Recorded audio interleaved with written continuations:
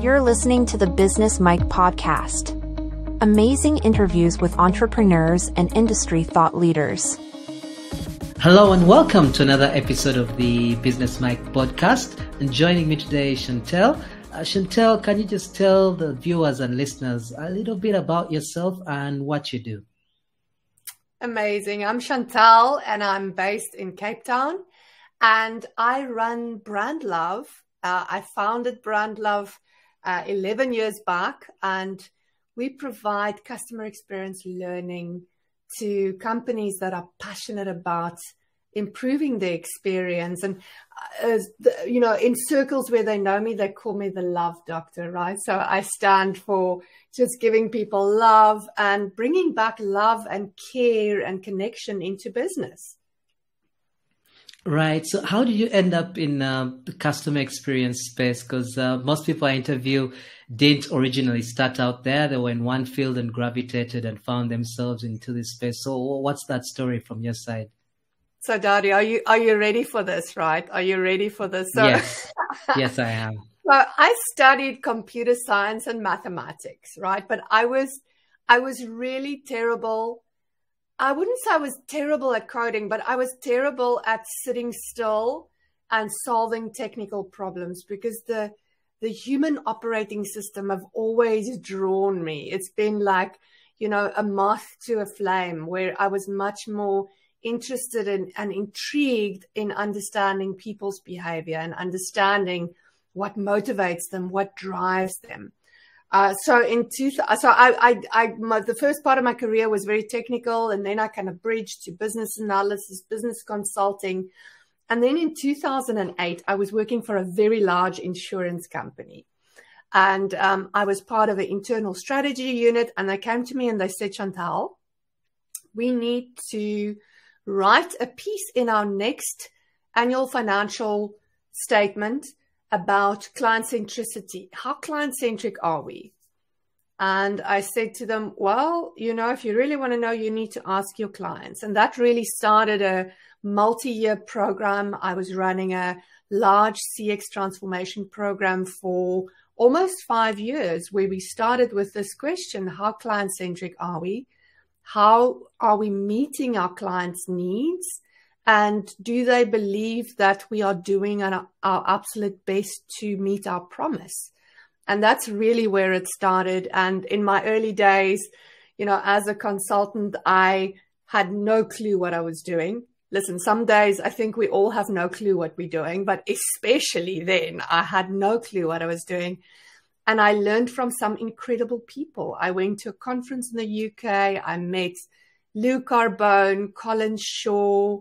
I met Joe Pine on my journey. I spent some time with Fred Reichelt. So I had, early on, I was so fortunate that I got to learn from these incredible pioneers and these amazing bright minds. And they pioneered some of the methods that, we adopted, we customized, and that we're using today in Brand Love.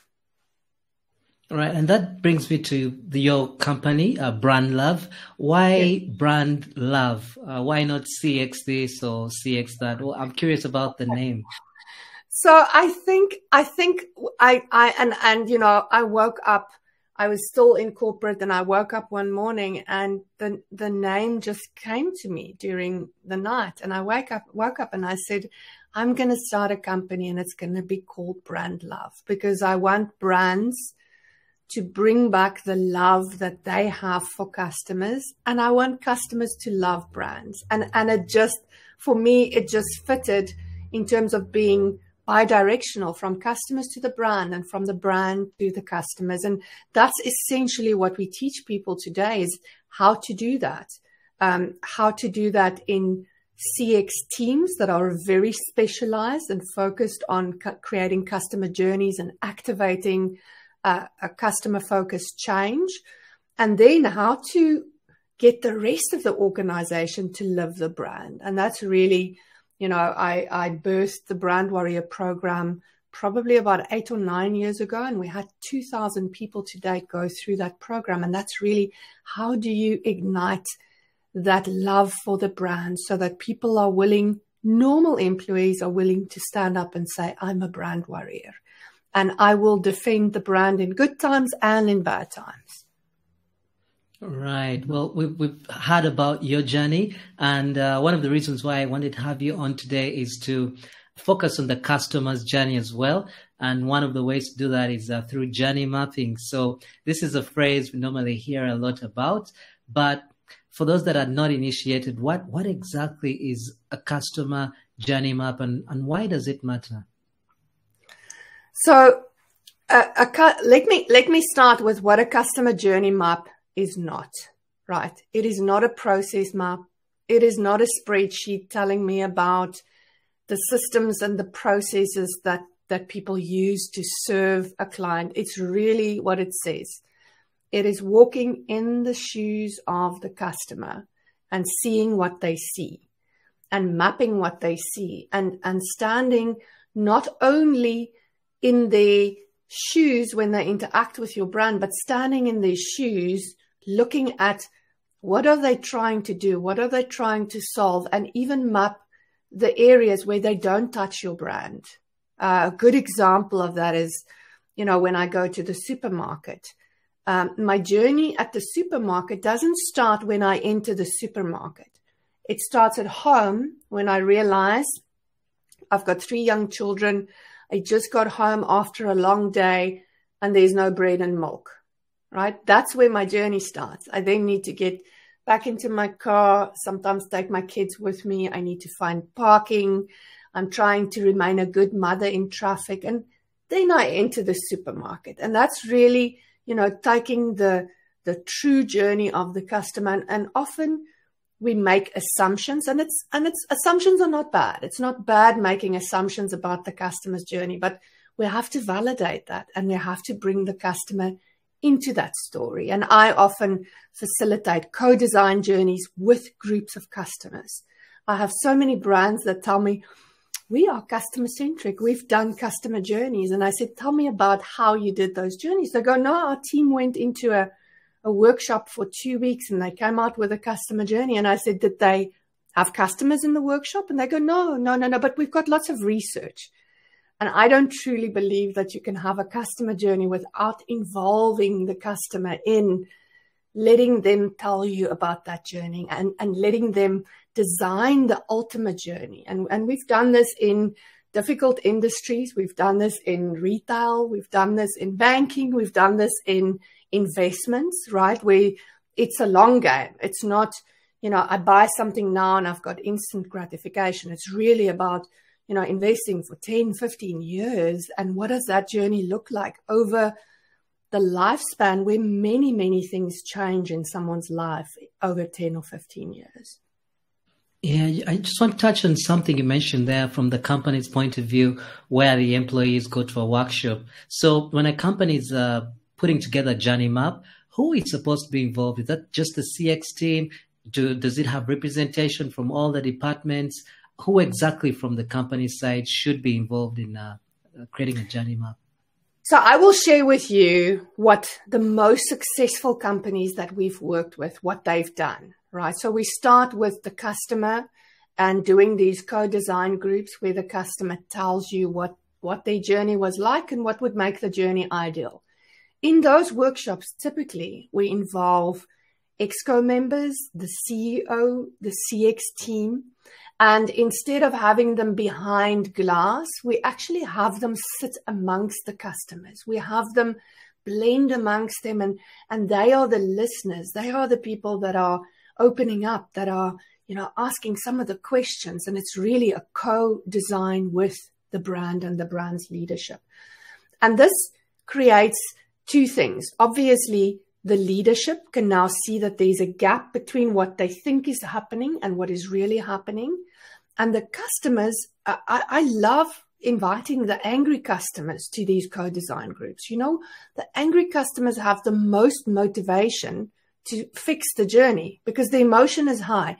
And they've told their friends many, many times, if I was in that company's shoes, I would do this and this and this. And I've come up with so many ideas. And by the time we invite them to these sessions, they're motivated, but they're not as angry as when the issue that triggered them actually happened. So it's really, I've seen such transformation in leadership teams, in CX teams. So it's important to start there.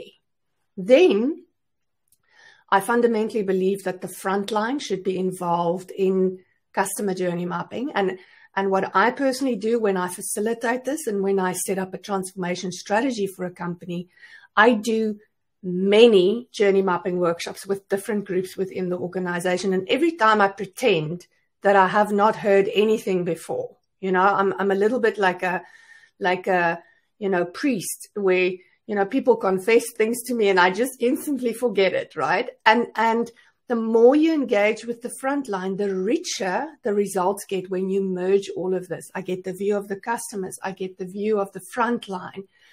I get multidisciplinary teams, including marketing, legal, compliance, operations, customer service, as wide and as diverse as what you can get these groups.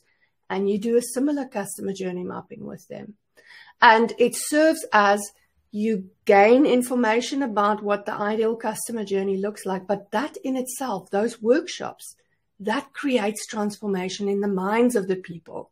Sometimes we would think in banking, the compliance team, they're the most difficult people to deal with. But sometimes they walk out of these workshops and they go, that was life-changing. We've never seen it like that. We've never been invited into the co-creation of the journey as full partners. And I think that's just amazing.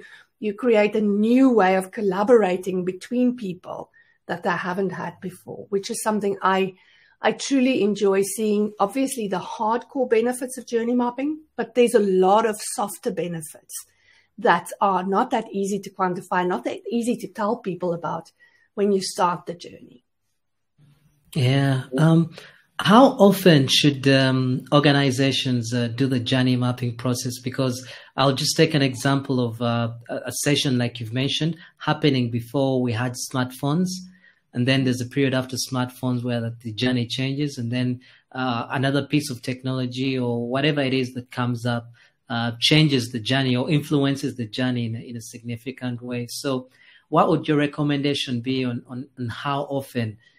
Or do you do it once and you're like, okay, that's set. Let's just go with this. Oh, you make my skin crawl there. So the journey needs to be kept alive, right? So I think, like we review our strategy, like we review our budget, a journey needs to be reviewed at least annually.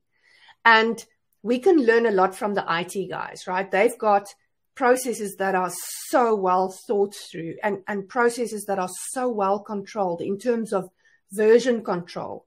And, when we make a change to a system, it's very well mapped to say that this is going to be the impact on everything else. So I think there's great processes and great philosophies that we can adopt from the IT world to say we need to version our journey maps. We need to look at when compliance changes, when some of the rules changes, when a legislation changes, we need to review our journey. When a system changes, we need to review our journey. When someone wants to bring in automation or robotics, we need to relook at the impact on the customer journey.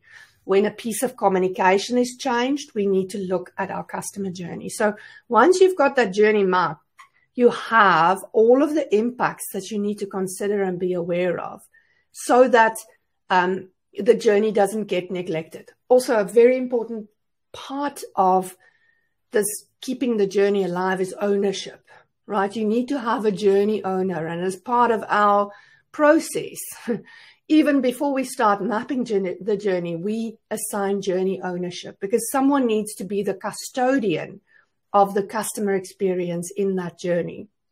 And aside from the journey owner, there's different moment owners that play a role in the moments in the journey. So if I stand back from the journeys that we've done, ultimately, I see a map of people orchestrating the different moments in this journey.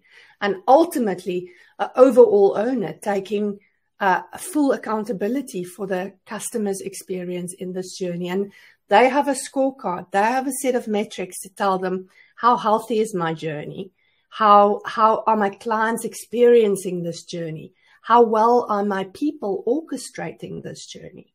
And that for me, that determines success, not the thick folder of paper that gets dumped in a drawer somewhere and a tick box that says, okay, we've done customer journey mapping. And usually when people say to me, we've done customer journey mapping and it didn't work for us, that for me is an indicator that they neglected the ownership, that they neglected a couple of really important components in this process.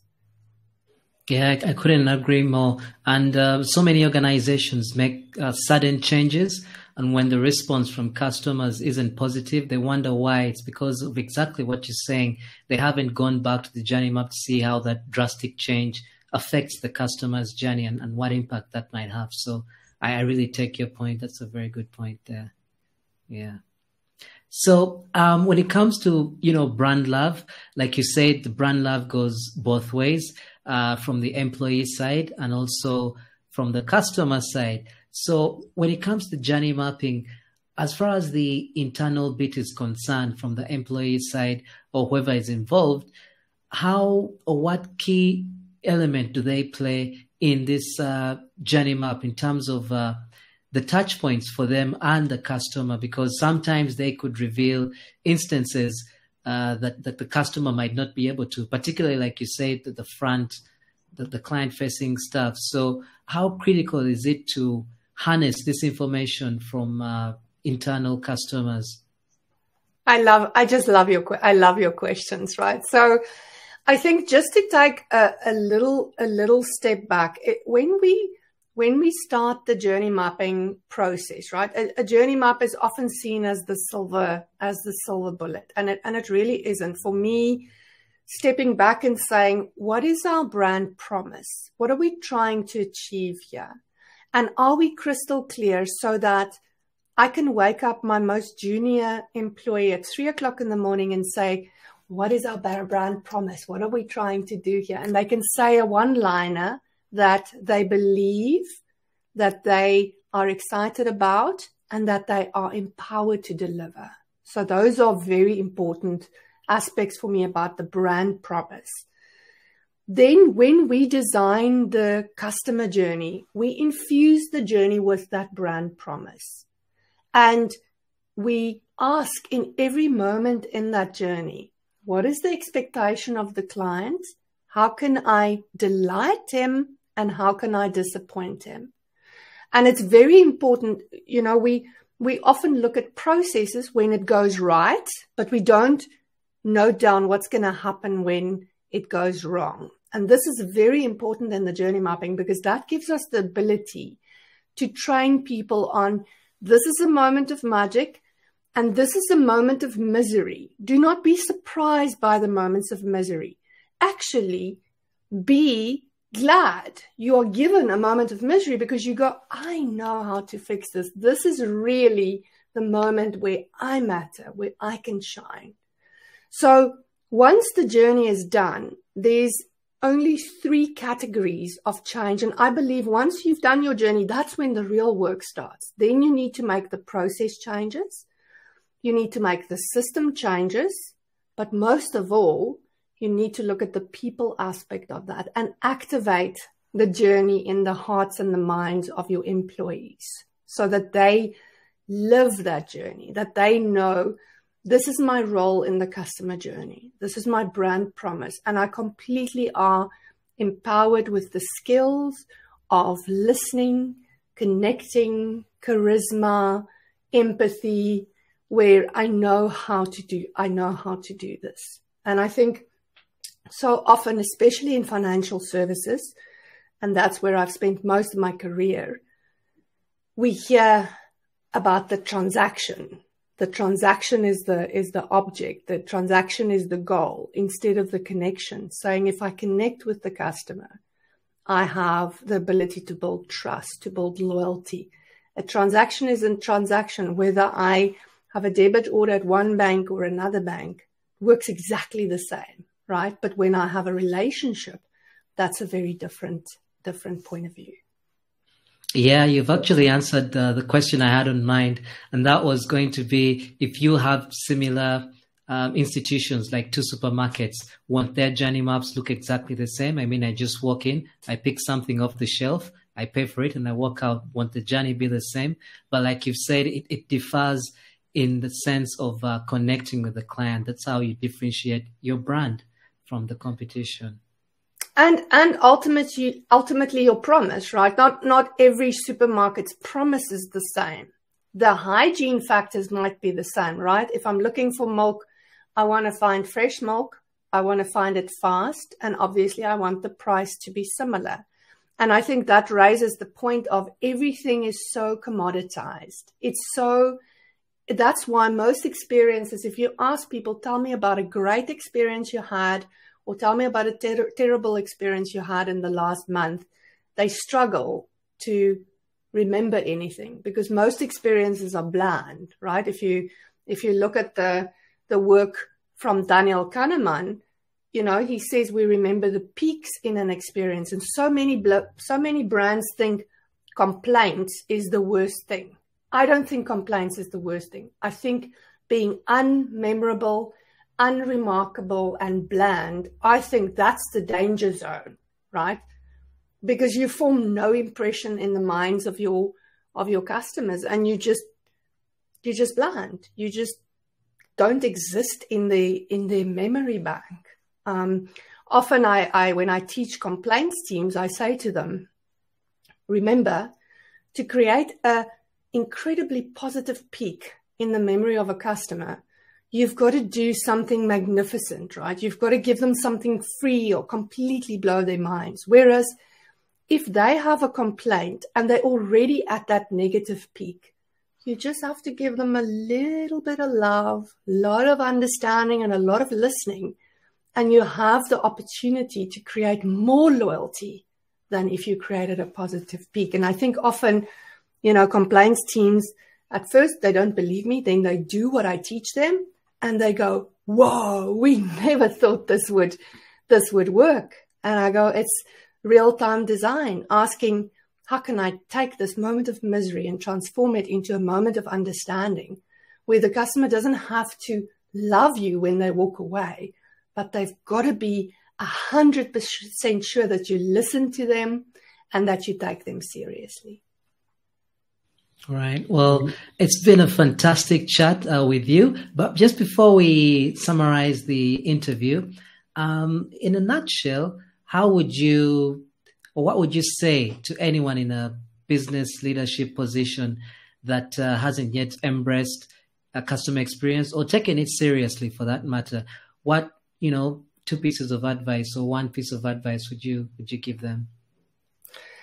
So I would say winter is coming. I think if brands don't react now, we're going to sit with a lot of brands that are just going to drop off the face of the earth, right? Because consumers are getting more powerful.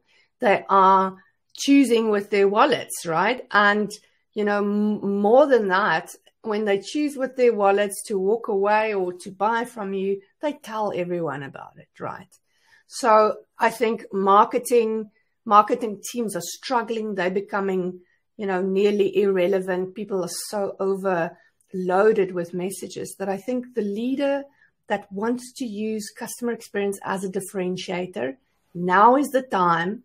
Start small, train your CX team very well and empower them, and then let them do their thing. Don't throw 50,000 things at them.